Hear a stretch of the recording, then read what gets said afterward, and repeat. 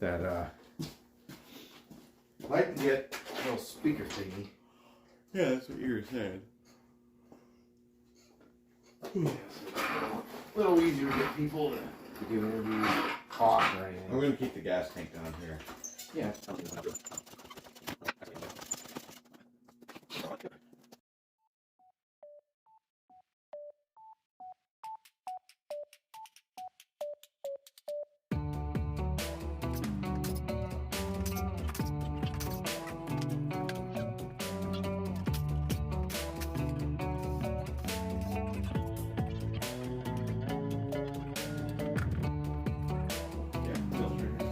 I thought I saw him when I was reading it. Oh, that's a lot more.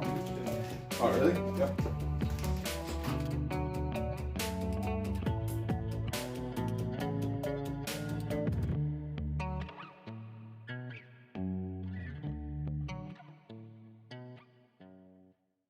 So all you need is what we're looking at is to run that carburetor and get the right size for that, come off here, and then we just run it down here. Is that the right size? Huh?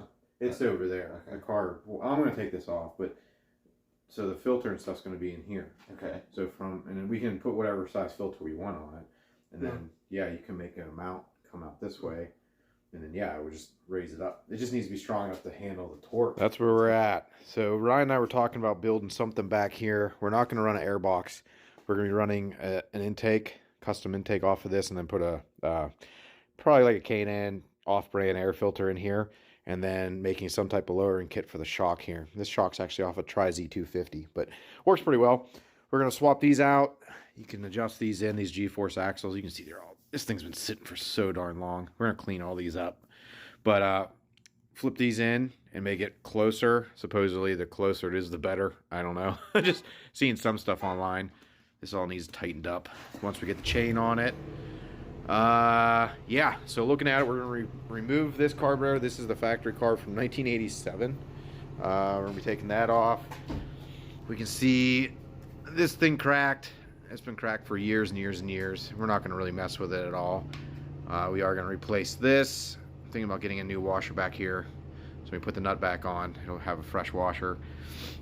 The tie rod ends, as I was saying earlier, they have some play, not a ton, but a little bit. And then the wheel bearings up here are all tight and the brakes need rebled. So that's kind of what we're looking at. We're going to do a lowering kit up front too. Not sure on that play as of yet. Exactly what design it's going to be. But lowering the front end, we're going to slam it down. Fix the, do some maintenance on it. Tie rod ends, ball joints. Actually, I don't think the ball joints have any play on this thing, because these are replaceable. In 87, they made them so the ball joints are replaceable. Any other year, you can't do that. So that's actually kind of cool about 87s. But yeah, it's kind of what we're looking at. We have a little bit of a fun going right now for a full exhaust system. We're going to see how that works out. And then I think we need to adjust the valves as well. And what I'm thinking about doing is when we change the carb out, we're going to run closer to Raptor 350 jetting just to give us a start. Fire this thing up, see how it runs, and then do fine tuning from there. All right, guys, so that's going to be it for part 2. Just kind of ripping it down, looking at other things. We found a couple little parts that need replaced, like the bushings up here are kind of loose, and I don't like that. I want everything to be nice and tight when he's going down the track. Callie's in here checking. What are you looking at? I'm looking at the brakes. A little squishy? But yeah, it does. They don't seem to work? Nah. No, they don't. So that's why we got the new master cylinder. But yeah, guys, if you guys have any questions or comments, don't be afraid to leave them in the comment section below. We need any advice from these pro racers, pro drag racers. Anything would be helpful. And guys, don't forget, God bless.